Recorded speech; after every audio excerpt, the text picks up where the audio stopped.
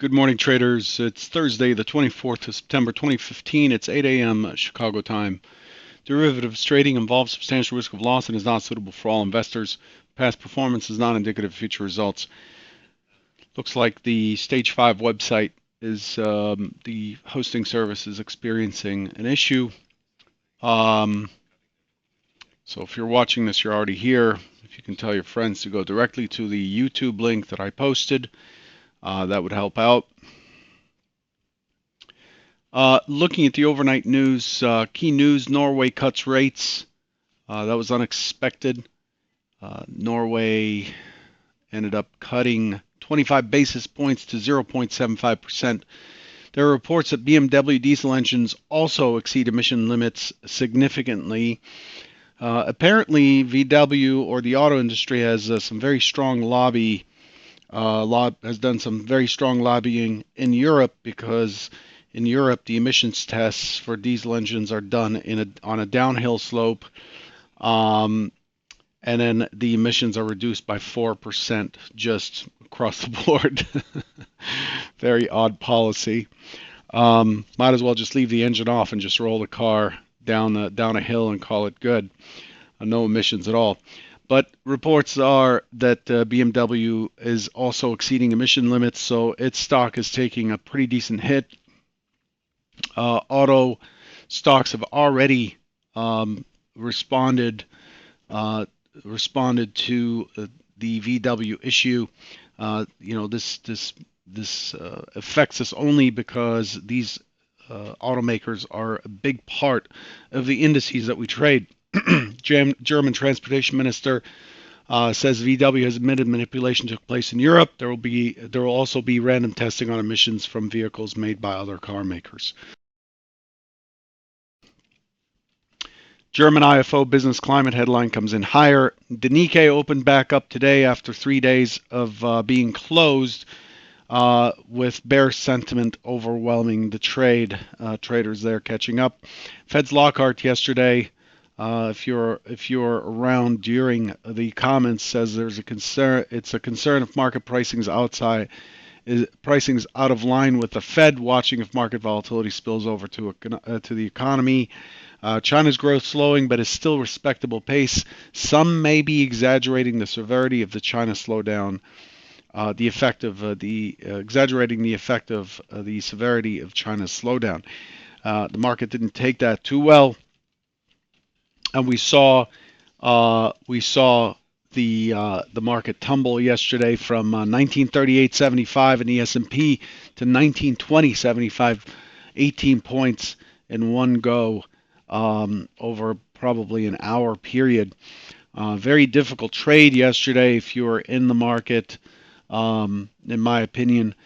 Initial claims today came in at 267,000 versus 272,000, and continuing claims came in line at 2.24. And August durable goods orders came in at negative 2.2% versus negative 2.3%, slightly better. Durable X transports 0 versus 0.1. Looking ahead at today's economic releases, we have new home sales at 9 Central. That's a half hour after the open, 10 Eastern, expecting 515. And we have EI natural gas at 9:30, 10:30 Eastern, expecting 98. And then at 10, we're expecting Kansas City Fed, which is a low tier number, expecting -6. As far as speakers and other events, at 8 o'clock right now, Merkel's speaking on funding plans for Germany's growth. Um, at 11:45 Central, we're looking for ECB Speaker Prate. At 12 o'clock, we're looking for Finance Minister Schäuble. And at 4 o'clock Central, 5 Eastern, Fed Speaker Yellen to deliver a lecture at Amherst. Unsure if she will release any comments on the economy. So we'll be looking for that again. 4 o'clock, right at the settlement of the CME products. After market, we're looking for Nike earnings. Let's switch gears and look at our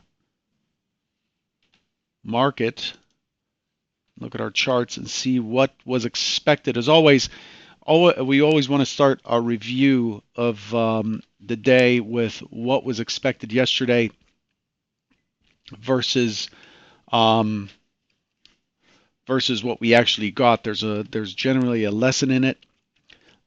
Yesterday, the primary hypothesis is for uh, fairly wide rotations, two-sided trade, and overall, the cutoff line is at 28, and we were looking for it to chop around pretty wide. If anything, it would likely push up to 40.50. That's what we're looking for. What we actually got is wide chop down into this the 26 area. We pushed down to 26 right down here, and then we immediately right across we cut off that 27, 28 area, which was a key area from the composite, also from the prior day's trade on Tuesday.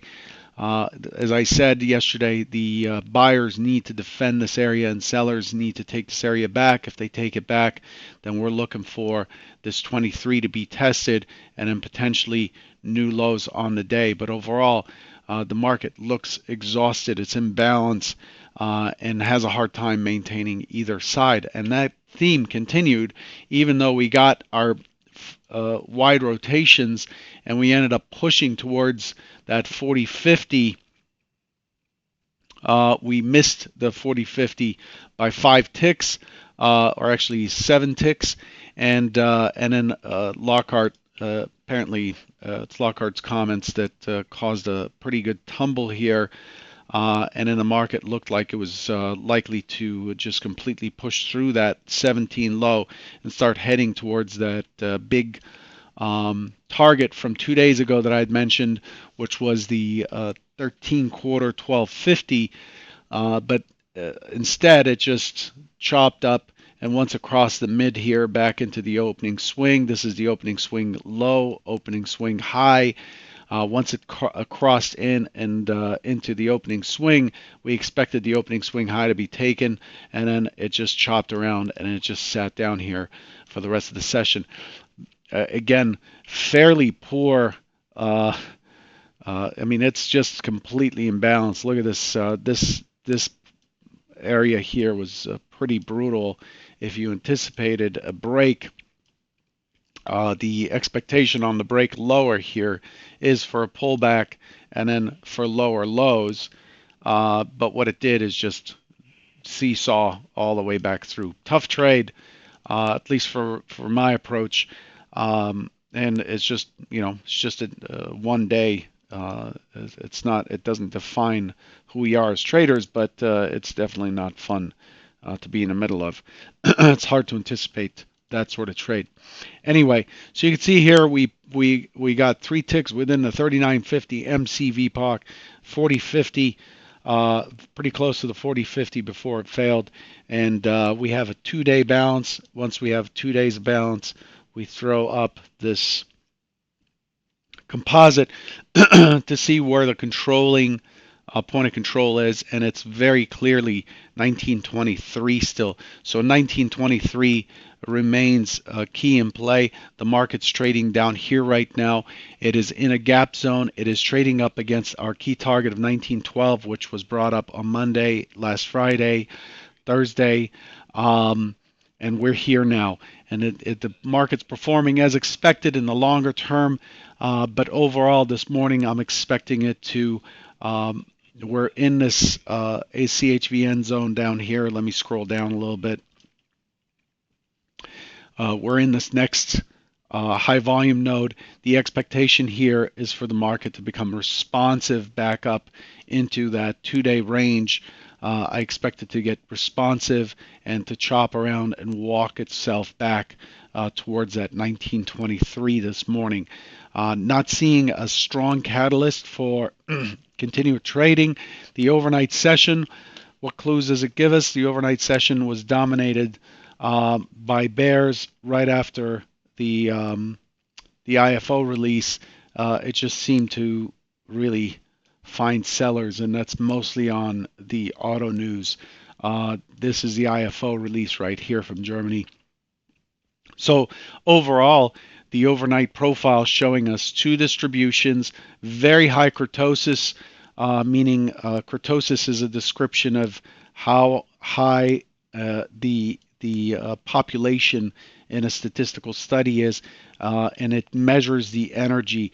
I heard a good analogy yesterday in our in the S5 chat room, and that was having this sort of action is like watching a covered kettle build up pressure. Soon it'll pop that the lid off, and that's what this is. This is pressure building up, and you can see here we have a fairly weak low, so I expect the overnight low to be tested. So on the open, I'm looking for a wide ranging. Well, let me just say that it's very important this morning to watch is the responsive test or the responsive buyers towards the most recent auction. Responsive means we come back towards where the most recent value is. Initiative is to move away. Initiative generally means that the market absolutely is rejecting where the market was over the last couple of days. Sorry, my throat's dry. The market's rejecting where we were in the last couple of days, and generally initiative action is very has a tendency to act like a stop run. So my point is, if we get responsive action this morning early, the failure is very likely to take us through the overnight low, and that is. But if we get initiative action that is not strong and we push down into the overnight low and just linger, then expect a 23, and that's hypo 1. So I expect it to be responsive and then to chop around a little bit and then push up. That's the higher probability play. However, if we get responsive early and it's not able to take back the 1775 and back into the range of these last 2 days, then the overnight low has plenty of energy for it to push through, and then we're back into we're already in the non-farm payroll release zone here. You can see the non-farm payroll highs right here, the scene of the crime, or where the non-farm payroll release started from. This is the initial low, and this is the low on Lacker's comments. We need to keep an eye on this Lacker guy. He's been talking a lot. So overall, it's a tough call, but I do expect that the market will auction back through and retest this 23 as a primary hypothesis. If it doesn't, great. I'm not attached to Hypo 1 working. All I want to know is if it doesn't, then I have a very, very strong opportunity to watch this roll over and get down into the 1900 area this morning. Anyway, I'll leave you with that. Stage 5 traders, we have our AAQ webinar today, and then for the rest of you, good luck, and I'll catch you tomorrow. Take care.